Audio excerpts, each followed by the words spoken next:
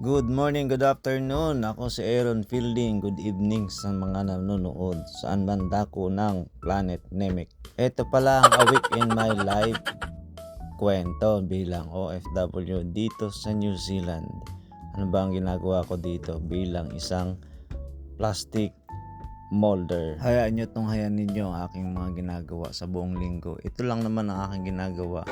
3 sheet lang naman ang aking iniikutan. Parang nga lang ako dito nagpapalambi-lambitin dahil kapag pupunta ka pa doon sa control area ay malayo pa, lalakad pa. Kaya ikaw ay kung kaya mong bitin-bitinan para mapaikot ay paikutin mo na. Kung kaya mong paikutin mo. Huwag mo lang hayaang paikot-ikutin ka. Ay, aray mo. Dito guys talagang mano-mano ang aming molde.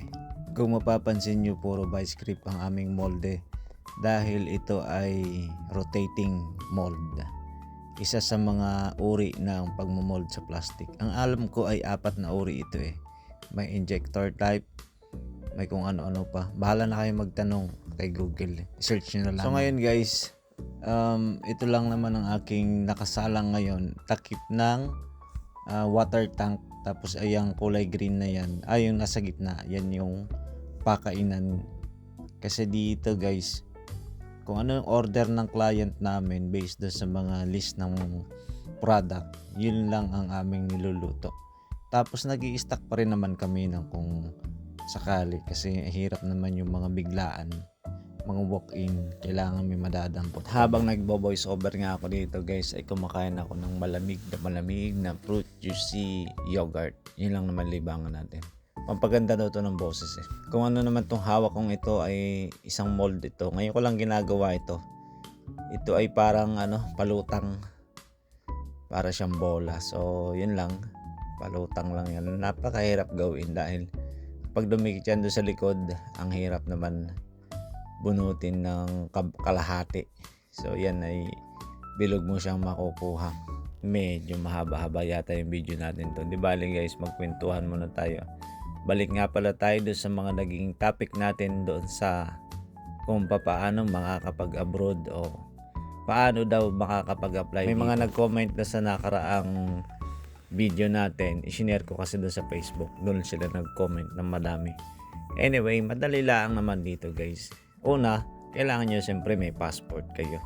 Abay, napakahirap naman siguro kung mag-apply kayong pa-abroad. Wala kayong passport. Abay, naranasan ko yan dati. Noong nasa Kepil, Batangas pa ako. Aba, nayaya ako mag-apply sa Maynila. Sama naman ako. Abay, nung interviewhan na ng employer ang tanong sa akin nung interview ay siyempre welder ang ina-applyan ko dahil welder naman kami. Abay, kakay ko may passport na. Sabi ko, abay, kukuha na lang ako pagka may inyong natipuhan. Abay, pansin ko doon sa nag-interview ay nako, parang uumis-umis. At pare ko hindi uubra yung aking padaling yon dahil abay, siyempre nga naman naghanap trabaho pa abroad, tapos bagay kay walang passport. Yun, number 1 passport po talaga. Kadali naman ako kumuha ngayon. Hindi mo na kailangan lumuwas ng Maynila. Ang gagawin mo lang, punta ka sa LGU kung nasa probinsya ka. Ang bawat LGU ay nag-i-schedule ng mobile passporting. Ngayon, kung meron ka ng tip kung kailan, magpa-line up ka na at kumuha ka. Kasi yung iba, palakasan, kung sino lang ang malapit sa kanila, sila lang ang binibigyan ng slot. Kaya kung magaling-galing ka at matalas ang iyong mata at pakiramdam, abay, magpa-line up ka na. Nang sa ganoon, hindi ka na kailangan lumuwas ng Maynila. Alam nyo kapag kayo luluwas, napakapagod, magastos. Tapos ang haba-haba ng pila, ikaw nako, alam nyo na. Kaya kung makakapagpabook kayo, makakasama sa passporting, mobile ay napakaganda. Ngayon, kapag kayo may passport na, siyempre ang gagawin ninyo ay maghanap na kayo ng ma-applyan sa mga madadaling bansa lamang na mapasukan. Huwag nyo muna targetin mga New Zealand, Canada, Australia, yan, US. Mahirap pag wala kang experience sa mga first world country. Kasi kung babalakin mo agad na first world country, ay mahirap nga. Kaya ang agency, mas ginugusto nila ay makakuha na may mga experience na 3 to 5 years experience. So kung gusto mo talaga yan sa Middle East, Japan, mag-Japan language training kayo. Sa Korea, language training din. Napakaalwan lamang makapunta diyan. Pero bakit nga baga mag-abroad pa kung mayroon namang hanap buhay diyan? Yung ikaw na may kumikita ng 1,000 o higit pa, o ikaw ay may sideline pa, o ikaw may small business, ay nako, pag ibayuhin mo na lang diyan, content is ay lalago din yan. Kaya dito guys, napunta naman tayo dito sa pipe. Yan, 2 shed ang ginagawa ko pala diyan. Yung isa at sa maliit na shed kanina, at dito naman tayo sa big pipe. Ito yung area ng paggagawa ng mga culvert pipe. Alam nyo guys, itong pipe na ginagawa ko, ito yung pinakamaliit sa area na to. 600 pipe. Mayroong 800, mayroong 1,000, mayroong 1,200. Ang pinaka mahirap dyan yung 1,200. Siyempre malaki. Ang tagal-tagal igayak. Pero siyempre, tiis-tiis lamang talagang ang buhay ganito. At isa pa guys, ang kalabang ko dito, bagamat welder ang visa ko, ay welder dapat, pero napunta tayo sa operation, sa pagluluto, operator. Ay ang masakit lamang dito ay yung magsinghot ka na magsinghot ng bagong lutong plastic. Talaga naman, isipin mo na lamang yung bagong lutong sinain, ang bango-bango, ay kung plastic, bagong luto, napakabango din, para karani nag-a-addict. Talaga naman, pag wala kang face mask, 100% masasalo mo. Pag may face mask ka naman, ay di mga 50% lang. Iba-iba. Kagaya nung ngayong Biyernes, sa pagmamadali ko, naiwan ko rin face mask ko. Nako, di kay pasuray-suray. Magtataka ka ng powder, hihinga ka ng malalim. At pag kang hihinga, masisingot mo yung mga alikabok ng powder. Ayun, napakahirap sa gayon. Bago paghahango na, nako, tunay na. At pag nagluluto ang usok, lalo na sa small oven, magkabila akong pinatatakbo itong Biyernes, Huwebes, Biyernes. Talaga naman, bagong exhaust pan napakahina naman. So yun na nga, ang pag-abroad ay talagang swertihan, para ka rin nagninegosyo. Swertihan din. Kaya kung hindi ka madiskarte, tamang pagsisinop at tamang gastos at tamang bilihin lang yung gugugulin sa pera mo, ay talaga, pag hindi, mauubusan ka utoy. Yun, mabalik ulit tayo sa ating usapan. Napakabilis kong kumilos dito dahil pinas-forward ko na nga, talagang abutin tayo ng kalahating oras. Sabi nga ba, pag ikay mag-abroad ay talagang gagawin mo lahat para lang matupad ito. Ay kung talagang uukol sa iyo, ay bubukas ang pinto niyan. So ngayon, nasabi ko na, passport, maghanap ka ng ma-applyan, sa madaling applyan, sa mga agency. Yun na, agency, dahil siyempre maliit ang gastos. Alam nyo ganun, pumunta ako dito dahil wala naman akong agency. Nag-visitor visa ako dahil ako may kapatid din Ayun, natulungan ako makaparne. Tapos ako na rin naman ang naghanap ng employer dito. Bagamat 2 buwan lang ako, kailangan makahanap na, pag hindi, uuwi na rin. So yun lang, do or die ang laban. Kung sa aeroplano nakabitin na, talagang liig ang tama. Pero yung sinwerte pa rin, nakahanap tayo. Kaya yun, salamat sa Panginoon at are ang napuntahan. Maalwan naman ang trabaho, di ka nga lang, ay talagang mahirap din. Maalwang mahirap. Alam nyo na, ay wala namang maalwan trabaho. Siguro ang maalwan trabaho ay arila ang magpapataya ng waiting. Pero sa tingin ko mahirap din. Erica. Quality. Number 1.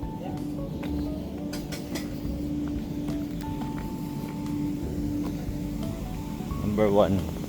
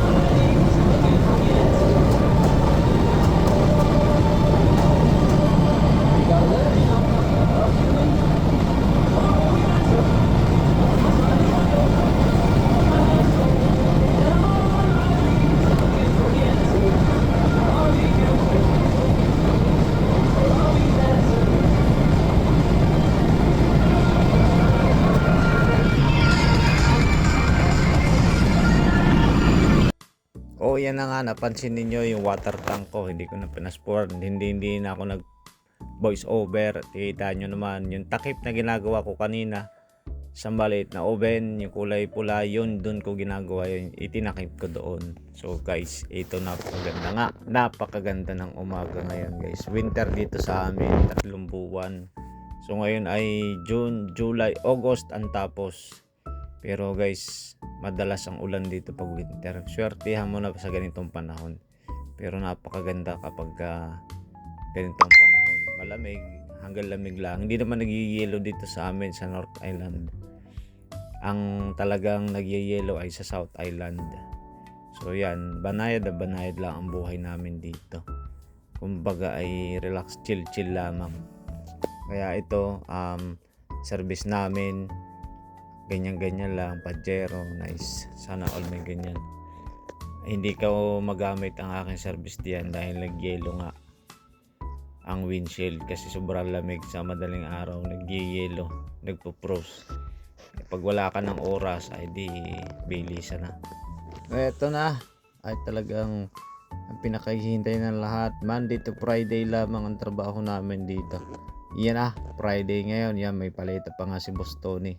Lagi nag-uuwi yan dahil panggatong niya yata. Dahil winter nga. So pinayagan tayo ni Bossing. Nagsabi ako nung Webes, sabi ko ay out kami ng maaga dahil birthday ko nga sa weekend. Pinayagan naman. Kasarap din naman maranasan yung uuwi ka ng maaga dahil ang schedule namin alas 8 ng umaga hanggang alas 8 ng gabi. Kaya hindi namin masilayan ang paglubog ng araw. Kumbaga ay tuwan-tuwa kami din at na-experience yung sunset. Napakaganda guys. Pero ang napakaganda kung nasisilayan kita lagi. Aus. Sana all. Yung pag-uuwi mo tapos masisilayan ka at babati sa iyo. Yung tipong may nakaluto na at nakahain na. Uy, ang sarap-sarap naman nun. Kailan kaya mangyayari yan? Kaya sa totoo lamang ako ay napapanglaw na din eh. Sabi ko nako, baka hindi ko na matapos aring pangalawang kontrata.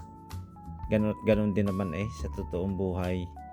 Masabi lang na New Zealand, abroad, nako po. Pero ang gastusin, ang bilihin din, napakamamahal din naman.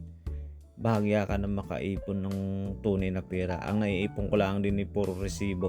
Kaya ang dami Pilipino dito na mga sawi sa pag-ibig, joke lang. Uuwi ng panablala ang ika nga. Bibihira dito yung talagang masinop dahil nga ang pamumuhay dito kakaiba. Ito naman sa sarili ko lamang opinion. Sa totoong buhay panablalaang talaga ako din sa akin dahil ako naman ay nung umalis ako sa amin, ako ay may sariling hanap buhay na rin, may negosyo na rin ako. Sabi nga nung ilan, bakit kay umalis pa? Totoo yan. Kung mapapansin nyo yung mga previous video ko dito sa YouTube kong ito, hindi ito ang pangalan ko dati, G&A Construction and Supplies ang aking YouTube channel. Mapapansin nyo sa mga nakaraang video ko, may mga kontrata ako diyan, may mga project ako dyan naka-upload. So yun lang, minsan napapanglaw ako, namimiss ko pa rin yung aking mga ginagawa. Ika ngay wala akong amo, sarili ko ang oras na masusunod. Gusto kong magtrabaho ng mahaba, gusto kong umuwi ay magagawa ko. So yun, ito na nga at nakauwi na nga kami. Talagang ganito lang ang buhay. Sa umaga papasok, sa hapon uuwi. Kung hapon, minsan gabi na nga lagi dahil pang gabi ang schedule. Ayaw ng aking singkamas, nalalanta na. Ay, singkamas. Sayote pala. Sorry. Aring mga plastic na yan ay inuuwi ko. Pupunlaan ko sana. Nakakatamad magtanim-tanim. Nalulugot lang ang mga halaman. Grabe. Sayang lang effort dahil nga malamig. Ay, salamat at ari na nga ako ay uuwi na at papanik na. At maraming salamat na may rehearsal pala kami ngayong gabi at salamat kay Madam Joy. Iyan, asawa ni Bro din ang naghanda para sa aking birthday. Salamat sa mga band team ko. Ang rehearsal sana namin ay Sabado ng gabi, na-adjust Biyernes ng gabi. Mabuti na lang ay nakauwi ng maaga. Salamat sa inyo. Shoutout sa inyo sa bawat isa sa inyo. Hindi ko na kayo iisa-isahin. Pero kakaunti naman kayo kay Daryl na huling kumain. Siyang unang sumandok. Pero siyang huli pa rin. Happy birthday pa nga sa akin sarili. Maligayang kaarawan. Sana umabot ka ng 100 taon.